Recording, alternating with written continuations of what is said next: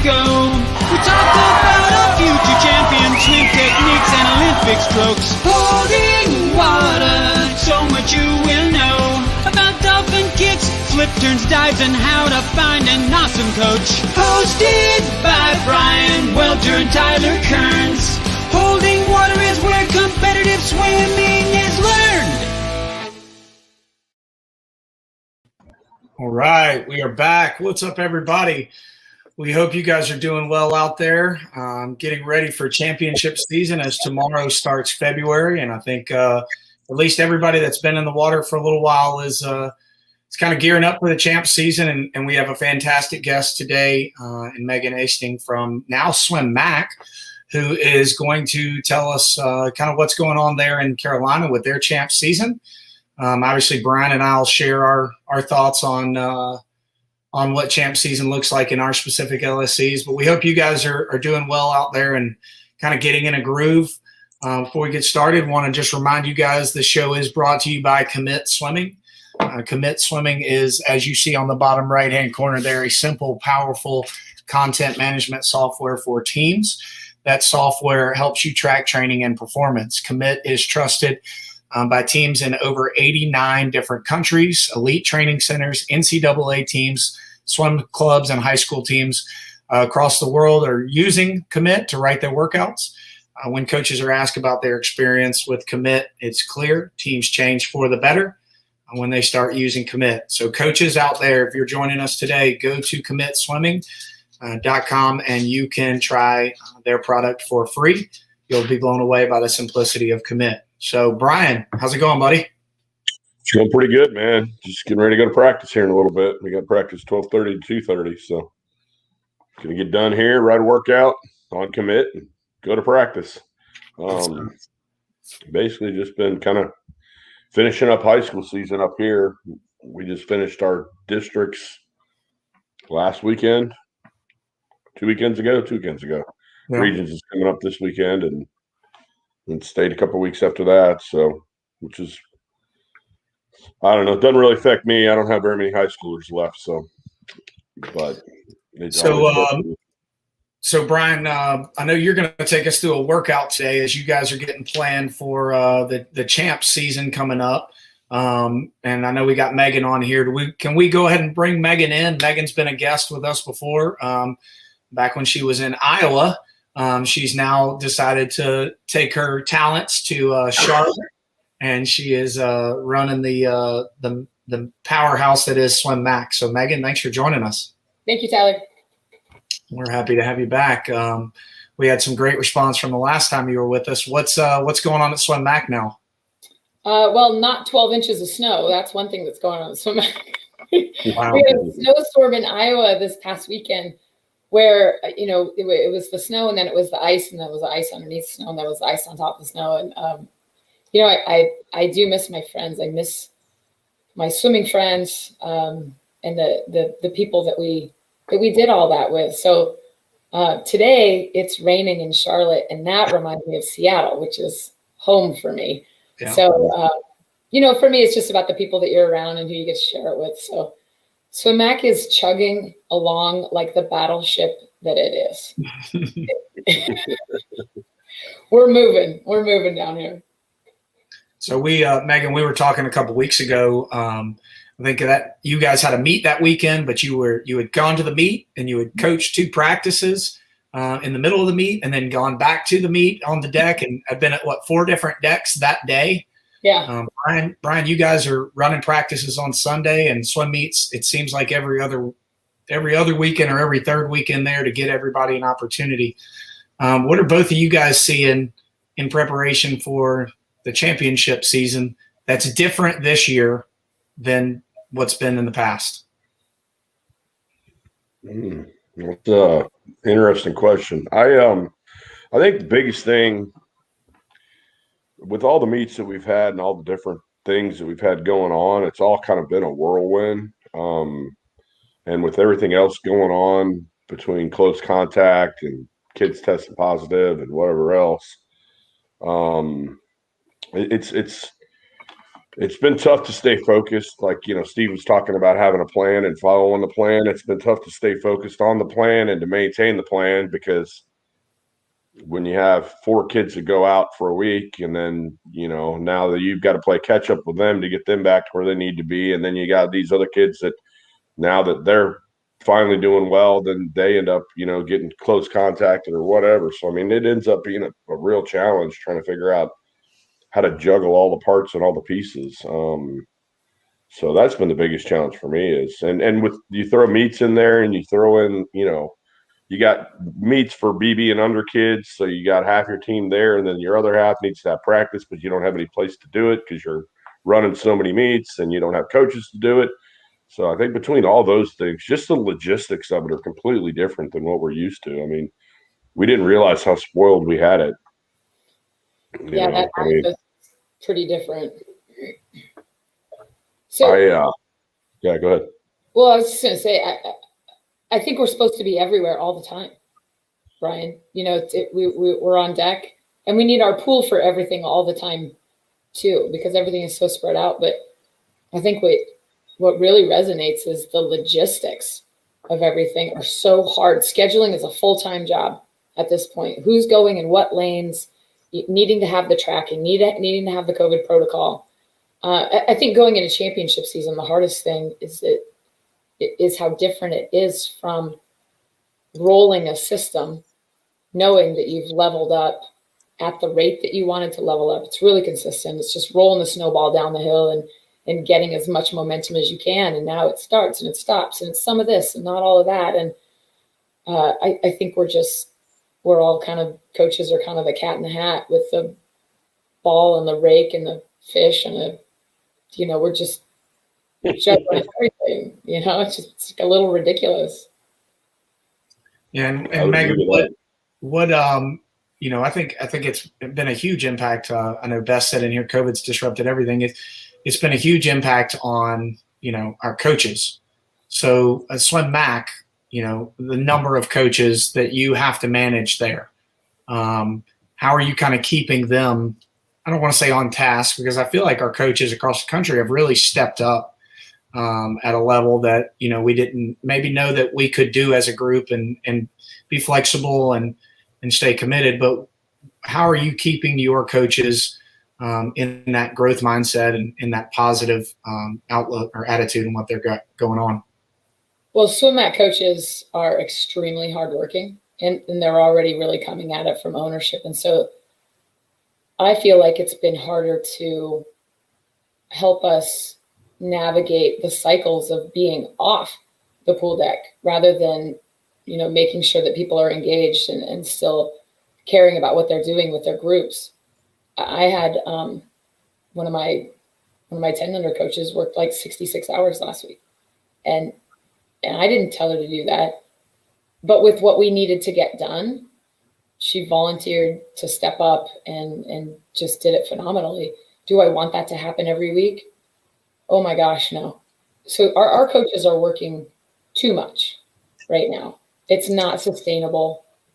Everybody's got a cycling day off through the week. So our pools are being used 100% of the time that we can possibly use them. And our coaches are cycling through their days off. They're working with all sorts of different groups. Everyone's being a utility player, and everybody is chipping in to the success of the team as a whole. So although I think that shows really great values, I think physically we need to get out of this. We need to get out of this. It's hard. Brian, what about you guys? What are you seeing from your age group assistant coaches there in Lakeside? I mean, we're good. I mean, my site's, I wouldn't say smaller. I mean, we've got a lot of kids, but we've got a pretty limited staff, and they all do a pretty good job, and everybody seems to really like what they're doing. And, we've got a lot of younger coaches that are, like Megan's talking about, willing to step in and fill in holes and take over roles. I mean, my responsibilities are such that I can't really, I'm pretty maxed out with the groups that I coach anyways, so I can't really help much.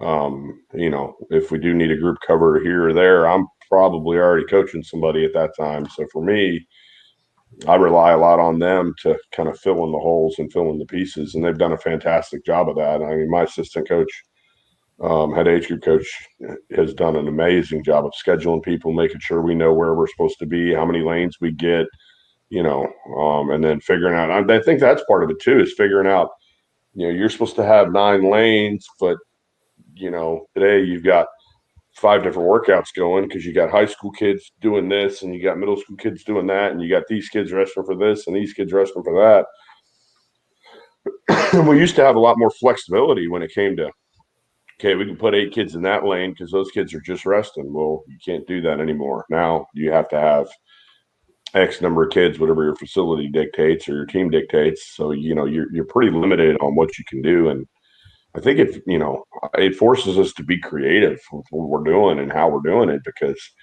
you can't just do it. I mean, me and Jason were talking about this the other day. You can't just do it the way you've done it. Now that just doesn't work anymore. I mean, it's just not logistically possible in most cases. So I think it's challenged all of us to be a little bit more creative and come up with some different ideas and different concepts. And I think resting is going to be really interesting when we're getting into the end of the season here, because I know we got back-to-back meets for all of our kids going into the last chance to make tags. And I don't have any idea how that's going to go. I don't like the idea of racing 2 weekends in a row, but logistically it was the only option we had if we want to be in the water. So it is what it is, so we've limited some events that they're doing on one of the weekends, whichever weekend is less of the focus for them. And then we've tried to put them in some different stuff and just see what happens. So I don't know. I mean, I think that's all going to be very interesting. Yeah, and getting back into in a second, I definitely want to get back into the rest and how you're, setting up the end of that season, what that looks like. But I do think it's important too, some unsolicited advice for coaches. Like during this time, like we have to make sure we're taking care of ourselves too. You have to make sure that you're doing the things to make sure that you're physically and mentally healthy and going every day to practice to make sure that when you show up, you're in the right state of mind to go in there and not, blow up on something that you normally wouldn't have, because like Megan said, you worked 66 hours last week. You probably didn't get to do your workouts that you normally do to take care of yourself, or you had to get something else had to be given up in order to take care and occupy all of that time and effort. And so I think that that's really important. Something Alexis and I were talking about earlier this week as a potential topic for this show down the road is coaches taking care of themselves and making sure that they're doing everything, because we're not always leaning towards the most fit people in the world because of our schedules. They don't dictate, or they do dictate when we can eat and when we can work out and all of those things that, outside the norm. So I think that's some unsolicited advice for those guys. I don't know if it's right or wrong. I just think it's something for me I try to pay attention to with our coaches. Go get your workout in and do that stuff. I'll cover this while you can go do that. But Megan, what are you advising your age group coaches, and Brian, your coaches, for the rest, the plan for the end of the season? How's that going to look different for you guys? Well, in some ways we're going into culture versus physicality. And in terms of culture, we're emphasizing really what Brian said is we're going to try to go as fast as we can. And we're going to give all. And it's not about sort of the money that we have in the bank, because who knows, based on the individual situation that each kid had. Like Brian, you said somebody's been out 4 times, 5 times. No, 5. 5 times. Yeah. So, and that's completely different than somebody else who maybe got some consistency through the program. And I think everything in between is going on. So as we prepare to swim fast, I think it comes back to the mental, emotional side of, look, there are no guarantees for what's going to happen here. And I'm going to try anyway. I'm going to get out and I'm going to do the best that I can. Like legitimately, I'm going all in. When we do that after putting an awesome cycle together, I think results are just about guaranteed. But who knows what cycle we all put together individually or collectively. So practicing how we do this, how we go up and race, it sort of takes the pressure off a little bit, because sometimes the reason they don't try as hard as they could is because there's that pressure on there. And what if it doesn't happen? And they get themselves all spinned up in like the weight of the outcome. But right now, I'm not sure there's a lot of weight in the outcome, because it's really just a lot of unknowns. So we can just focus on trying, getting up there, and I'm just going to race my heart out. And that's really where we're going in our situation. I agree with that. And I think the other part of it's going to be interesting is to see the mental dexterity of the kids, which ones do get up and do that and which ones crumble and can't handle I didn't prepare the way that I normally would have prepared, and therefore this is going to be a failure. Because you can kind of see some of those coming too. Like, well, this season's a waste. I had to be quarantined this many times or whatever. It's like, I'm just might as well throw this whole thing away. And it's like, well, you got, like you're talking about, two ways you can look at it. You can either go at it and hope for the best and do the best you can and leave it all out there on the table, or you can give up on it before you get there. And, I think it's going to be interesting to see. And I think it's part of our job as coaches is figuring out which ones of those kids are going down that path and how we're going to try to get them. I mean, not that we will be able to, but at least we're going to attempt to try to right the ship a little bit before we get there, I don't know. I think that's going to be an interesting part of and I think once we get the first couple swims in at the championship meet, it's going to be interesting to see which direction it goes. Because if it goes poorly right out of the gate, it could be just picking up pieces the whole time, as opposed to, so I don't know. These are all things I've been thinking about over the last couple of weeks, trying to figure out how I'm going to go into the end of this. And I don't know. I mean, I think it's going to be interesting to see what happens. Yeah. So we're 5 weeks out here from what is going to be our age group, our 14 and under championship meet. So, basically everything that I'm trying to do with those guys, with my group right now, is just make sure that we're, like Megan said, this time and last time, we're filling the bucket up with everything that we possibly can. We're leveling up those skills that we can at this point, so that when it becomes time to race, we know that, the things that we can control, we've controlled those things. We've put ourselves in in the position to be competitive. We may not be the best we've ever been, or even what we're capable of, but we're going to give ourselves a position to be competitive, and then not make it about the result of what's on the clock, but about, like, are you going to be tough when this race gets hard? Because it's going to get hard regardless of whether you're going to run from it or not. That 200 fly is going to be really hard. That last 75 is going to suck a little bit. So whether you swim it fast or whether you don't swim it fast, it's still going to be hard. But make sure you've done everything you can to give yourself the best possibility at that time to get up and swim that 2 fly or that 2 breast or that mile, whatever it may be.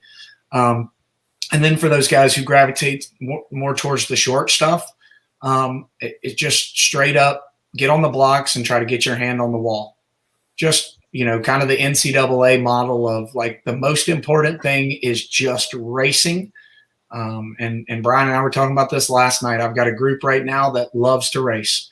I mean, I have a kid every day that gets up after the main set. A different kid is like, hey, can I do a dive 50? I want to try to go a dive 50 faster. Yeah, sure. Right now, yeah, I'll let you get in that opportunity to get up and swim if you want to race, and you'll get hype about a race. So I think that's, for me, the main focus is the time result is just a byproduct of doing all of the things well that we've done throughout the year. I got a question here from John Roy, our buddy up in North Carolina. With limited numbers and shorter seasons for champs, have you considered less events for the athletes? I think that's definitely something that we've got to consider, because you're going to have a quick turnaround. Some of these races for us, our LSC is, one of our age group sites that's going to run our meet is going to be split, I think, into a 13-14 only session, and then an 11 and 12 only session, and then the 10 and under only session. So if you're in that 10 and under session and you're at a meet where most people are having to travel, the likelihood that there's going to be more than 15 minutes in between races, you're just going to have to really pay attention to that. I think that's the coach's job when planning out events and stuff. What do you guys think about limited numbers, shorter sessions? We've kind of already done it. I mean, we've been doing it all already. I mean, I'll enter them. I'll usually, our event fees are like $6, I think. So I'll enter them in a couple extra events that I'm not sure we're going to do, or I may, depending on the timeline. Our timelines have gotten better over the past couple months, but prior to that, I mean, we were literally talking about getting out of the water and the kids wouldn't even come talk to me. They would just go right back to the staging area to get right back in line again. That's Joe. That's what I'm getting at is I enter them and then I'll scratch them out of it. We'll pick an event or two after we see the timelines, and then we'll say, okay, we're going to do these instead of this, and we're not going to do that. As we've gone on, I've gotten better about not over entering them, just kind of putting them in what I want them to put them in. And I think with championship season, it's definitely going to be that way, where we're going to be really, really focused on some events. We're not going to spend as much time at the end of the season on whatever, well-rounded or whatever you want to call it. We're not going to focus that much on that at the end of the season. This season, we're just going to focus on trying to get our tags cuts or get our A times or whatever it is we need to do to get to the next level championship meet, more than anything else. But yeah, I think that shorter sessions is definitely a consideration. I think you have to consider taking kids out of some stuff and, moving kids around in different races and different places, because the other thing is trying to figure out how to get the kids, when you have to do that, trying to figure out how to get the kids all the events they need to swim by the time you get to the end of the season. Because you can't swim a full load like you would normally, so you have to, when are you going to swim 1,000? When are you going to swim the 500? When are you going to swim the 400 IM? When are you going to, and I think that's an interesting challenge in itself, because if you don't plan and you don't look ahead, and now you haven't swum the 400 IM all season, and you get to the last meet of the season, it's not offered. It's like, well, what do we do now? Well, man, I screwed that one up. So I'm Megan, hoping that it's. Are you guys mostly inter squad at SwimMac right now? We are mostly inter squad, and to answer the question, the meet program really dictated the number of events and the timeline of the kids. But we've also split meets up. So normally a meet that would have occurred last weekend in January now took 2 weekends this January. So we were able to get some of those things in. Little bits of the team have gone and competed at other pools. But, everybody's under numbers restrictions. So we can't send 700 swimmers to anywhere. And we can't even send all of our 10 unders to anywhere. So in-house, I feel like we've taken care of the breadth of events, being able to get the kids in all the events. And we're very fortunate to be able to have our own pool and be able to offer the kids little bite-sized bits. But in terms of going into championship season, we're having to parse out the team in ways that we can get everybody an opportunity. So figuring out who's going to this meet, even if it's not in normal times where their best meet or their biggest platform to shine would be, we want everybody to have a platform to shine at this point. So making sure that everyone's getting a place to finish in some sort of championship fashion, and making sure that kids have had opportunities to swim all the events in the program, that's really taken up most of the bandwidth of what we have. Yeah, and so when you guys are running those meets there, what's numbers look like? Just generally speaking, how many kids are you? 100, 150 in a session? Less than, 100, 110, 115. Yeah. So I mean, you're extremely limited in what they can swim, because, like we said, you're going to turn around really, really quickly and swim a lot of races. And at a championship meet, I think part of it is preparing them for that mentality change, that it's not going to be the same where you're going to have 20 to 40 minutes in between a race to go do that. Less worried about it with 10 and unders. They're just like little Energizer bunnies. They just keep going and going and going. But for maybe those top end 11 and 12s or some 13 and 14-year-olds, where it is becoming, I think, increasingly important that they see success. We've talked about that on the show a lot. They need to see success in this time when they've invested a lot of time and effort in trying to see progress, that they get a taste of success.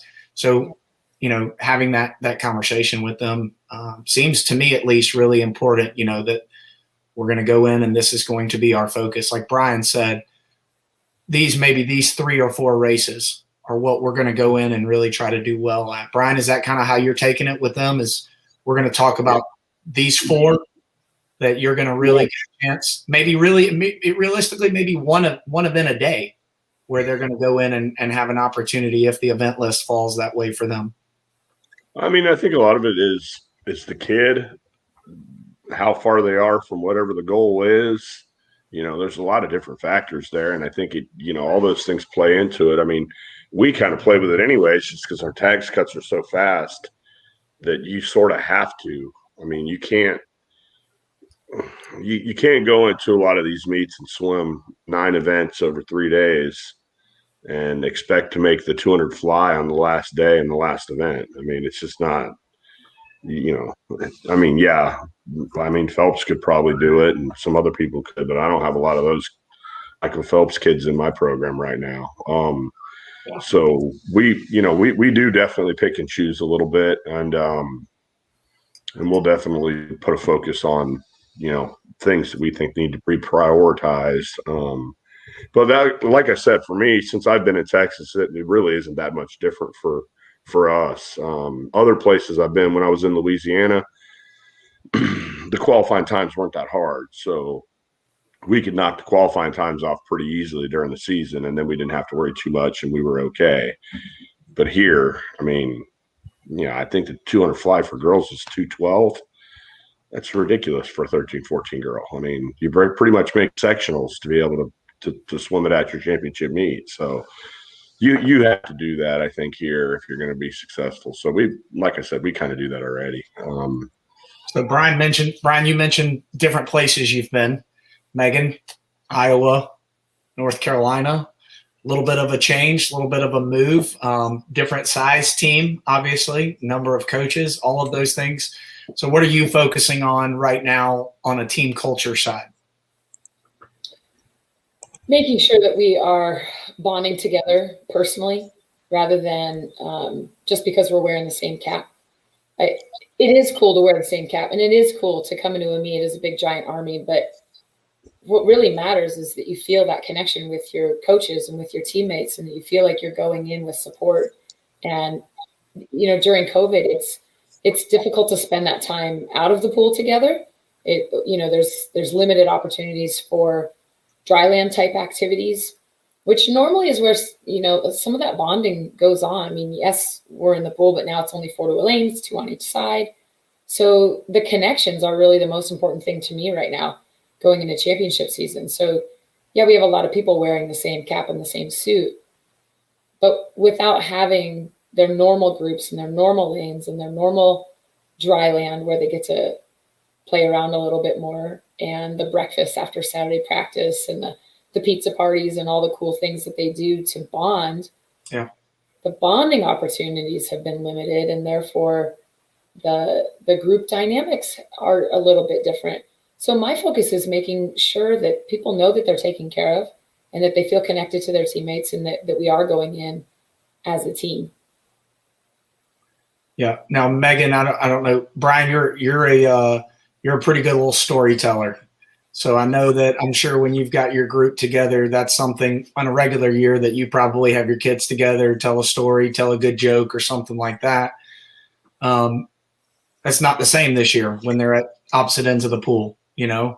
What are you guys seeing as far as going to all these meets? Like, culture wise, has it become truly an individualistic thing, or are you trying to push that Lakeside Aquatic Club as a team? I think we do a pretty good job of doing that as a team anyways. I think with a lot of the inter squad stuff, some of that stuff's kind of taken care of itself just because they've had no choice but to hang out with each other because that's the only other people that are there. We've started doing more meets with a few other teams, and it's actually been pretty good because we've built some relationships with some of the other local programs that have gotten a lot stronger, just because we've all kind of banded together to make sure we can get everybody, all the kids from all the teams into the kind of meets that they need to have. And that's meant that, this club hosts this meet, this club hosts this meet, and this club hosts this meet, all within a couple weekends of each other. That way we can accommodate everybody, because none of us could accommodate all of us. You know what I mean? And so that's helped us, I think, a lot. But yeah, I mean, I don't, we still, I still tell my stories and I still do that stuff. It's just now the audience is a little bit more limited a lot of the time, instead of it being 20 kids sitting around listening, now it's 4, and I might tell the story 3 times instead of, once, but me, Tyler, I don't mind telling stories. So, Brian, does the story get better? Trying to tell it. I think your delivery gets a little better, and you may exaggerate some points. He's a fisherman. Just say that he's a fisherman. He likes to go fishing. So that fish was that big. Fish definitely gets a little bigger sometimes, but I'm pretty honest about most of that stuff usually. Yeah. You got to get your story going. And I've been lucky enough to where I've had some kids that have done some pretty special things. So a lot of times I don't have to exaggerate it too much, because they've made it pretty unbelievable as far as it goes anyways. So maybe we're going to do that workout. Yeah, if you want to get into that, Brian's going to take us through a little bit of a workout real quick for everybody out there, and then we'll jump back in, because I definitely have some stuff. So we'll go to our main set real quick.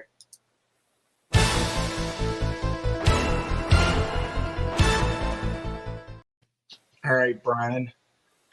All right, so this is a practice we did a couple days ago. You can see last Saturday.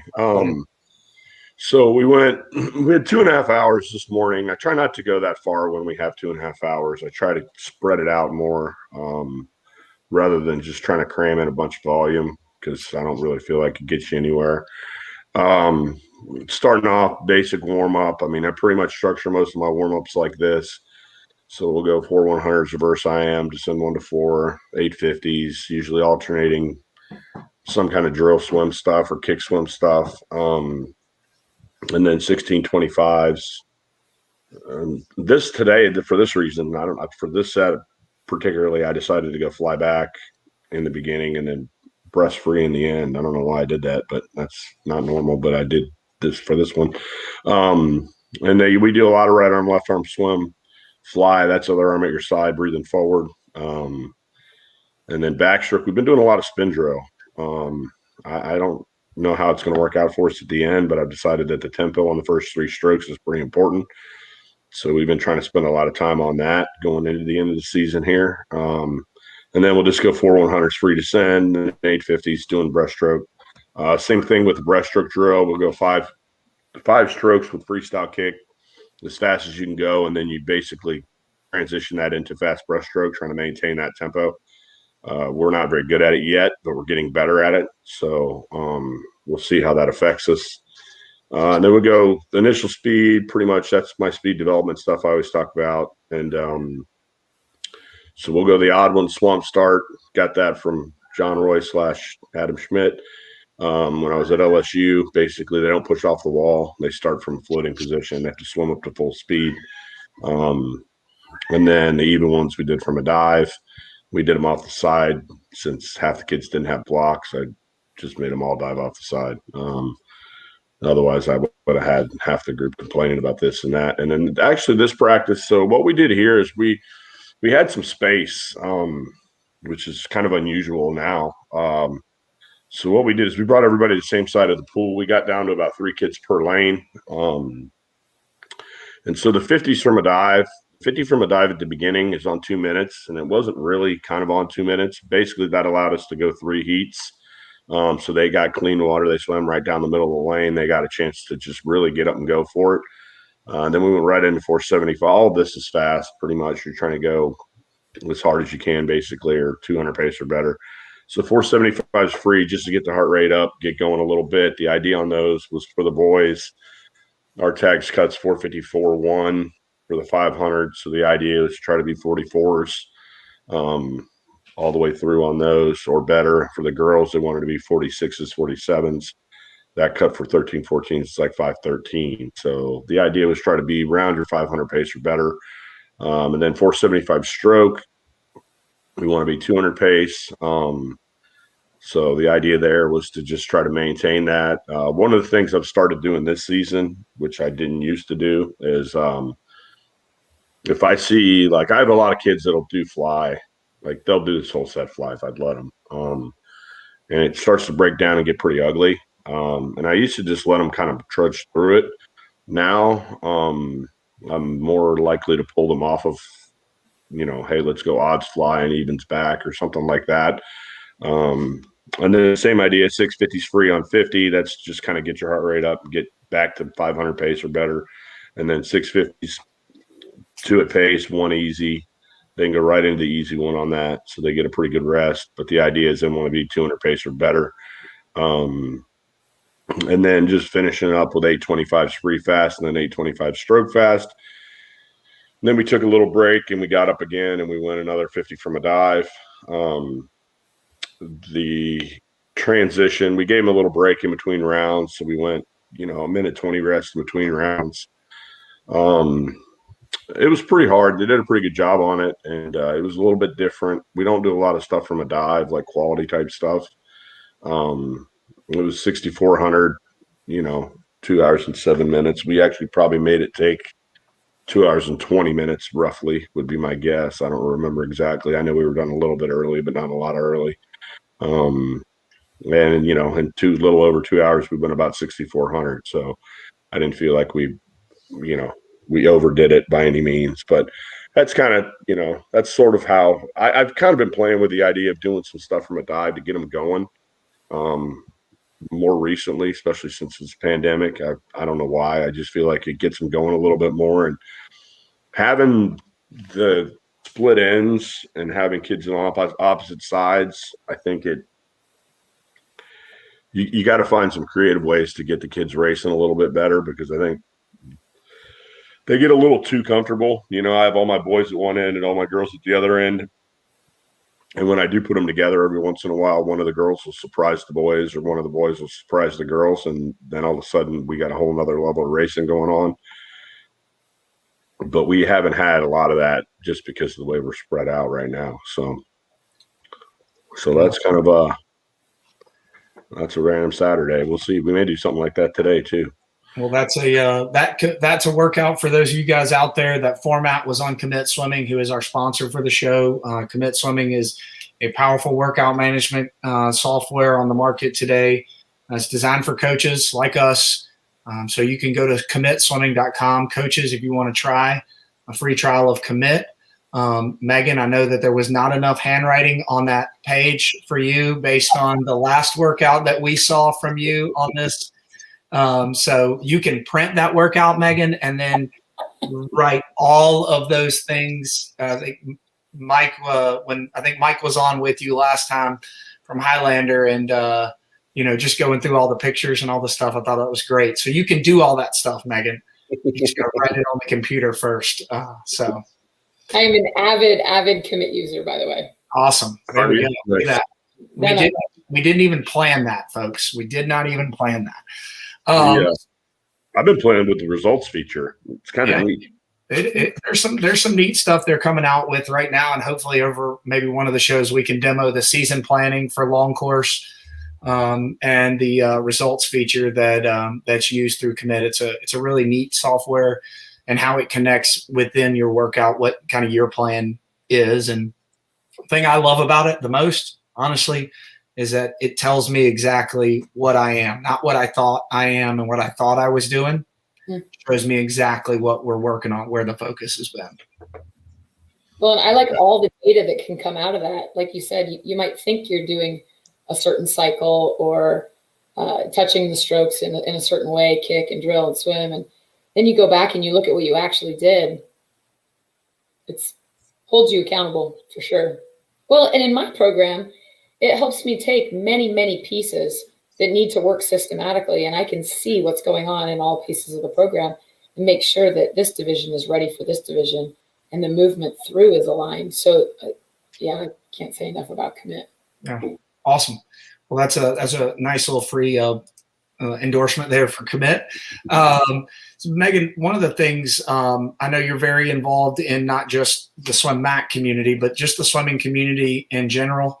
Involved with American Swim Coaches Association right now. And obviously there's a lot of stuff going on. One of the things you and I talked about a few weeks ago was continuing education for coaches and what that looks like. And I'll be honest, I have not been involved with ASCO for a little while. I thought it kind of got away from what I hoped it would become as a way to encourage and help coaches, but I think it's getting back towards that. I think that's the mission of the new board and the new group. You talk a little bit about, that involvement and what's going on there. Yeah, absolutely. So I think your feeling is similar to the feeling that a lot of people had, where, ASCO kind of got off track a little bit, in some ways a little bit, in some ways a lot, in terms of serving our coaches and serving our sport.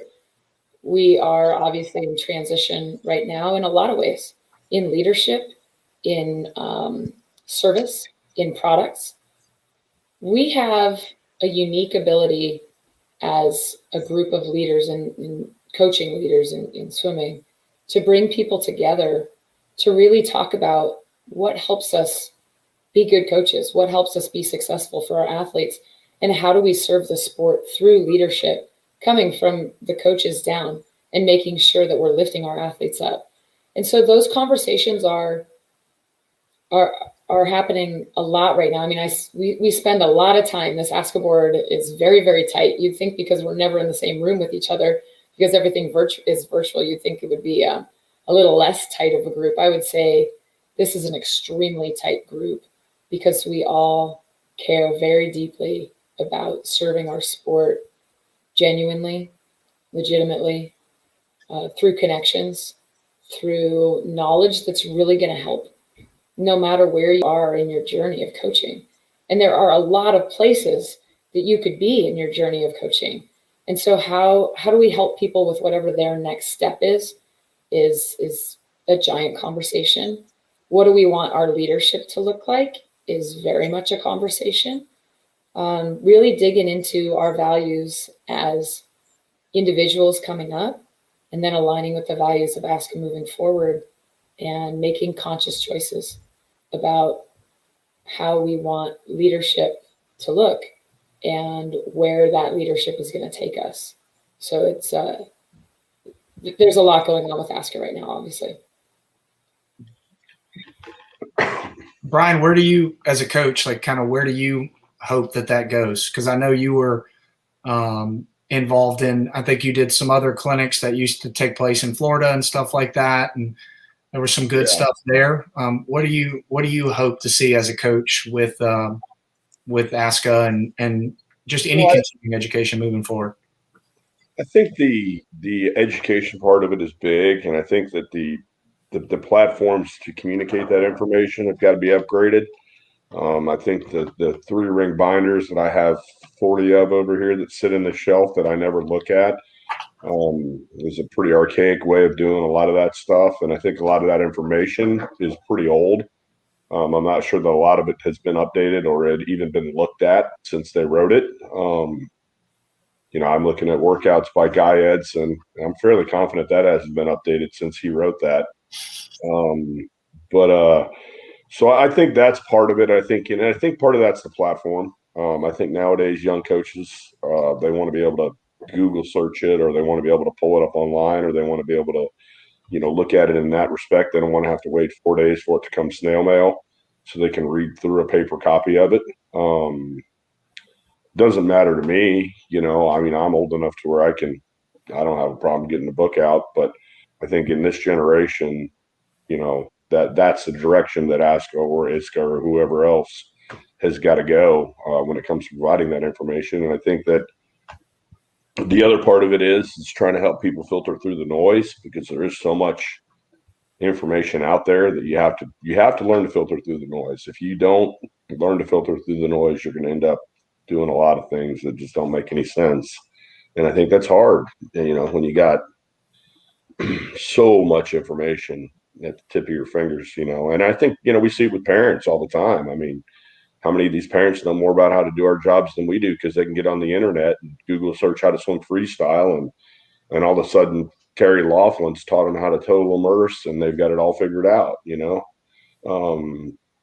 So, I mean, I think that's, I think that's the direction that it's got to go from that standpoint. And I think from a leadership standpoint, I mean, I think that at some point somebody's got to start doing something for, healthcare and some of these other things that a lot of clubs, especially now that we're going through this COVID stuff, giving people the opportunity to get reduced cost healthcare, or how to plan, retirement and things like that. Some of those things that we have to do on a professional level that I think have been lost. I mean, I've been pretty lucky, just from buying houses and various other financial investments, but I mean, I look around and I see a lot of coaches who are living check to check, and if their teams aren't providing them with health care, they can't afford to pay for their own health care. And I think that's a real shame. I think at some point, one of these organizations is going to have to step in and do some of that.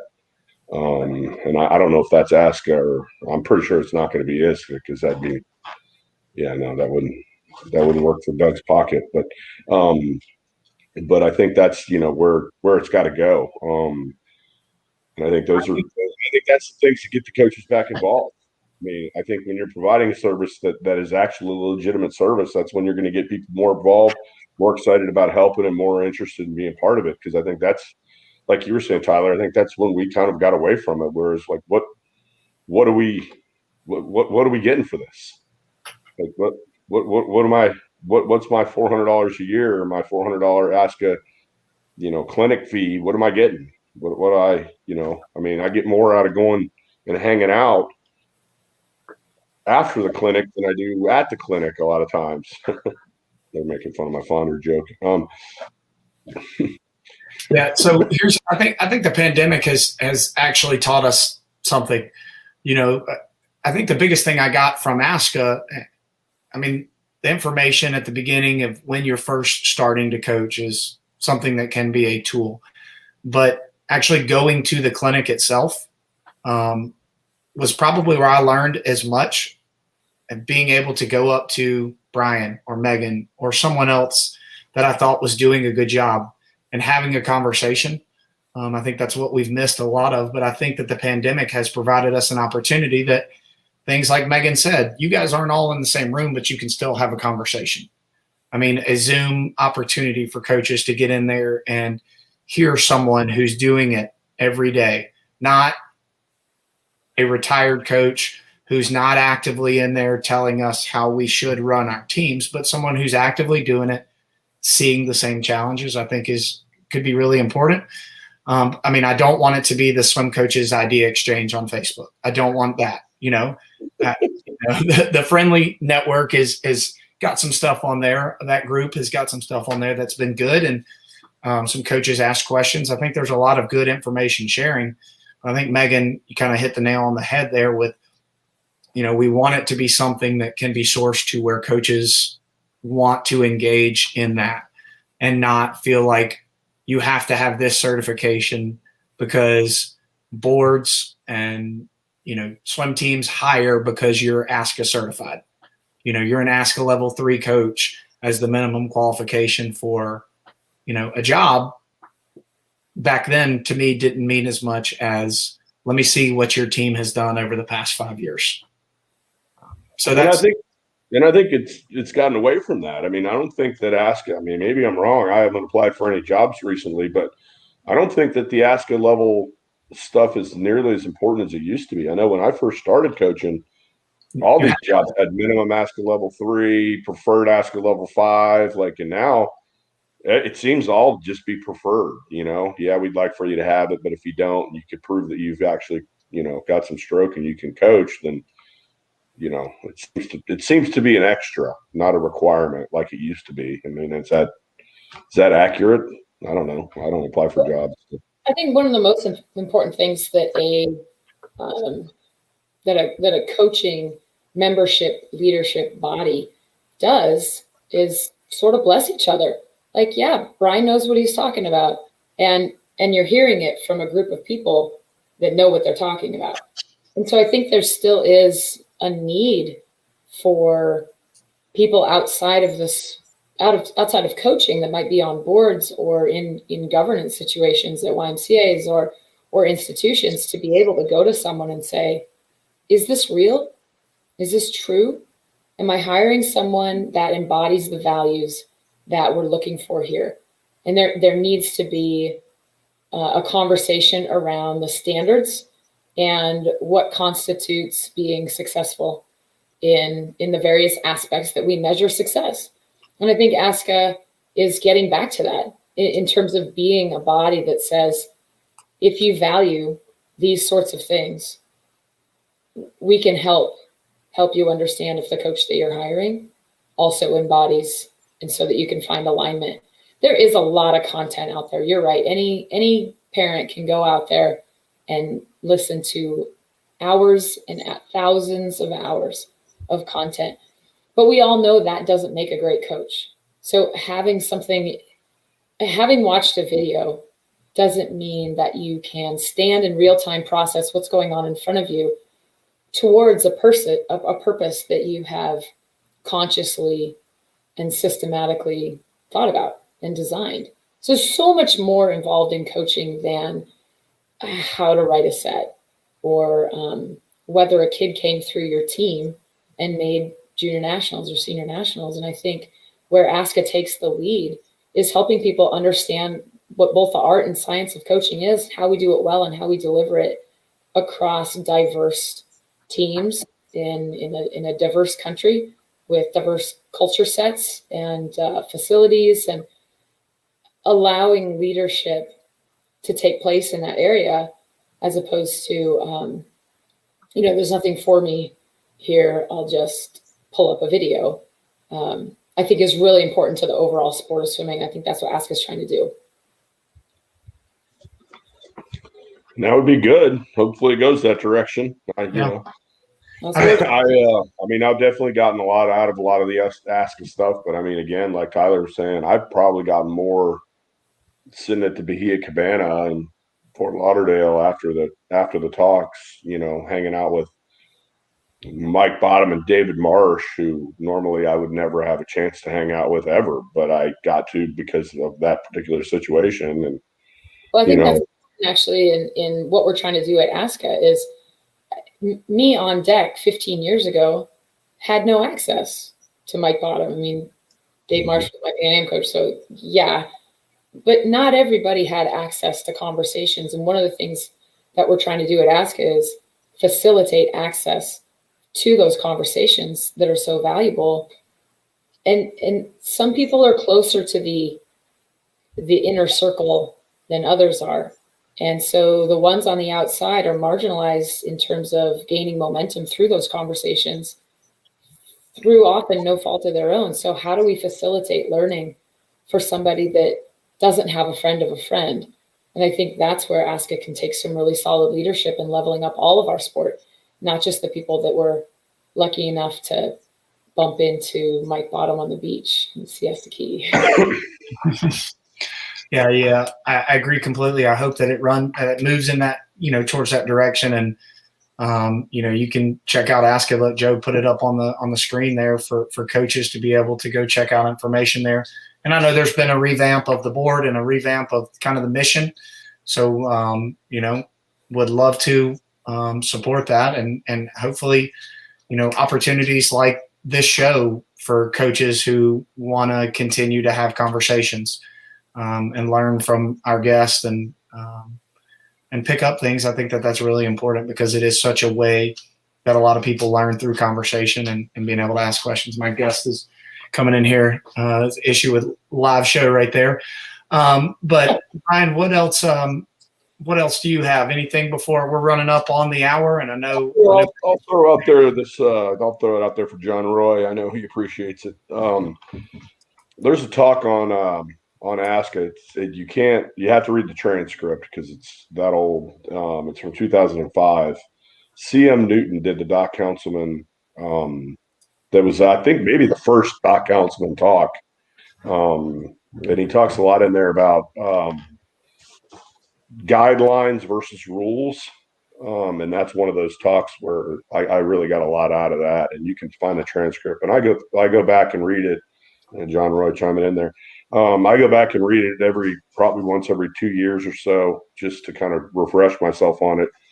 It's one of those talks that really hit home for me. And it's kind of weird because, he was a basketball guy. He wasn't a swimming guy, but he was buddies with Gambrell and he was buddies with Doc, and he knew those guys. And I think he actually skipped the Vanderbilt induction into the Hall of Fame to do that talk at ASCO for us. Something like that. It was something crazy, but it ended up being really good. But it's C.M. Newton. I would definitely say, I know you can get the transcript up on swimmingcoach.org, but I'd say check that out if you haven't already. That's about all I got. What do you got, Tyler? Nothing. Megan, just wanted to thank you for coming on with us again for the second time. I think other than Russell Mark, you're our first repeat guest. Is that right, Brian? You are. Yeah, that is correct. Russell Mark's the only other repeat guest. You're in a small company. Yeah.